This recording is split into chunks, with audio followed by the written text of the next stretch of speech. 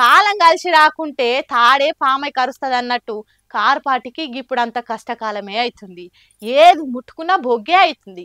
అధికార పార్టీలతోటి నిందల పాలు కూడా అవుతుంది. ఎందుకట్లా అంటారా? పాన్రి గాడుచుకుందాం. ఏం హాలత్ అయిపోయింది కార్ పార్టీది. పతంగి పార్టీ అధినేత ఉండి బీజేపీ కోసమే బీఆర్ఎస్ వాళ్ళు ఓడిపోయిర్రు, వాళ్ళతోటి మిలాఖత్ అయి వాళ్ళ పార్టీకి ఆలే గోరి కట్టుకుర్రు అని అనుకొచ్చిండు. बहुत से मुकामात पर हम ये देखे हैं कि टीआरएस के लोग ओपनली बीजेपी को सपोर्ट कर रहे थे. ये भी अवाम के सामने आ गया. ये क्यों किए मेरे को नहीं मालूम. ये एज अ पॉलिटिकल स्ट्रेटजी उनकी बहुत गलत स्ट्रेटजी थी. अब इसका क्या खैमियाजा उनको अदा करना पड़ा. ఇప్పుడు రేవంత్ సార్ కూడా గదే అంటున్నాడు. 8 పార్లమెంట్ సీట్లు గెలిచిన భారతీయ జనతా పార్టీ 2019లో 4 పార్లమెంట్లు గెలిస్తే ఈ రోజు 8 పార్లమెంట్లు సీట్లు గెలవడం జరిగింది. వాళ్ళు కూడా వాళ్ళ సీట్లను పెంచుకున్నారు. ఆనాడు 20% ఉన్న ఓట్లను వాళ్ళు ఈ రోజు 35% పెంచుకోవడం జరిగింది. అంటే ఈ రాష్ట్రంలో భారతీయ జనతా పార్టీ కూడా ఓట్లు సీట్లు పెరగడం జరిగింది.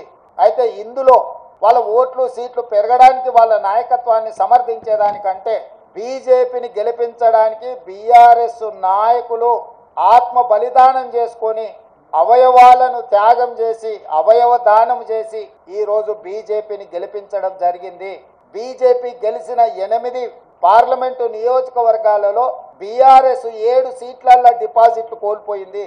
ఆదిలాబాద్ కావచ్చు, నిజామాబాద్ కావచ్చు, కరీంనగర్ కావచ్చు, మల్కాజ్గిరి కావచ్చు, సికింద్రాబాద్ కావచ్చు, చేవెళ్ళ కావచ్చు, మహబూబ్ నగర్ కావచ్చు, ఈ 7 పార్లమెంటు నియోజకవర్గాలలో బీఆర్ఎస్ డిపాజిట్లు కోల్పోయి బీజేపీని గెలిపించడం ద్వారా బీజేపీలను గెలిపించేందుకే బీఆర్ఎస్ వాళ్ళు పనిచేసిరని అంటున్నాడు. కార్ పార్టీ వాళ్ళ ఓట్లను కమలం పువ్వుల దిక్కు బదిలీ చేసిరని చెప్పుకొస్తున్నాడు. మోడీతోటి లాలుచి వాడే కేసీఆర్ పని చేసిండని అంటున్నాడు. వీళ్ళు ఇట్లాంటుంటే అదే బీఆర్ఎస్ వాళ్ళు ఉండేమో బీజేపీ వాళ్ళు ప్రభుత్వాన్ని వడగొట్టుకుంటా జోలికి రాకుండా ఉండాలని వాళ్ళతోటి లాలుచి పడ్డదే సీఎం రేవంత్ రెడ్డి. అందుకే బలమైన బీజేపీ క్యాండిడేట్లు నిలబడ్డ జాగల్లా బలం లేని లీడర్లను పోటీలో నిలబెట్టిర్రు. అందుకే 8 సీట్లు వచ్చినాయి బీజేపీ కానీ ఉల్టా కార్ పార్టీ వాళ్ళు కౌంటర్ ఇస్తున్నారు. ఇక బీజేపీ వాళ్ళేమో కాంగ్రెస్ కార్ పార్టీ వాళ్ళు ఒకటయ్యే మాకు ఎక్కువ సీట్లు రాకుండా చేసిర్రు, ఆ 8 సీట్లు కూడా మా ముఖం కాదు మా మోడీ సార్ ముఖం చూసి ఓటేసిరని అంటున్నారు. మరి ఇలా ఎవరితోటి మిలాఖత్ అయ్యారు? ఆల పార్టీ కోసం కాకుండా పక్క పార్టీల కోసం పనిచేస్తున్న బ్లాక్ షీప్లు ఎవరో మీరే కామెంట్లు వేయండి. ఫ్యాన్ గాశారం గడిబిడైంది. కూటమి పవర్లకు వచ్చింది. ఇన్నొద్దులు గల్లేకరేసి సైకిల్ పాటలను అనగదొక్కిన వైసీపోళ్లకు వణుకు మొదలైంది.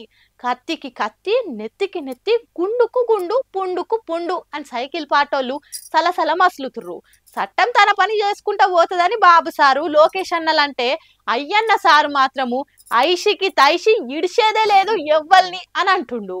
కొట్టిన దెబ్బ మానిపోతుందేమో గానీ అన్న మాటలు ఉండిపోతే అంటారు కదా, అగో వాటిని పక్కాగా యాద పెట్టుకున్నారు సైకిల్ పార్టీ వాళ్ళు. పంక పార్టీలు పవర్లు ఉన్నప్పుడు సైకిల్ పార్టీలను గొర్ర గుంజుకపోయి జైలు వేసిర్రు. ఇంకా అందులో ముఖ్యంగా అయ్యన్న సార్ని అయితే అరిగోసలు పెట్టిర్రు. చెరువు జాగల ఇల్లు కట్టిందని తెల్లారంగా ఇంటి మీద దాడి చేసి అరెస్టులు చేసిర్రు. పోలీస్ స్టేషన్లు తిప్పి షెడ్యూల మీద కూసోబెట్టిర్రు. అవే మర్చిపోను అని అంటున్నాడు అయ్యన్న సారు. నన్ను ఏడిపించిన ఏ ఒక్కని కూడా ఇడిచిపెట్టా, ముఖ్యంగా సాయిరెడ్డిని గాయ చేయకుండా అస్సలే ఊకోనని చెప్పి మరి వార్నింగ్ ఇస్తున్నాడు.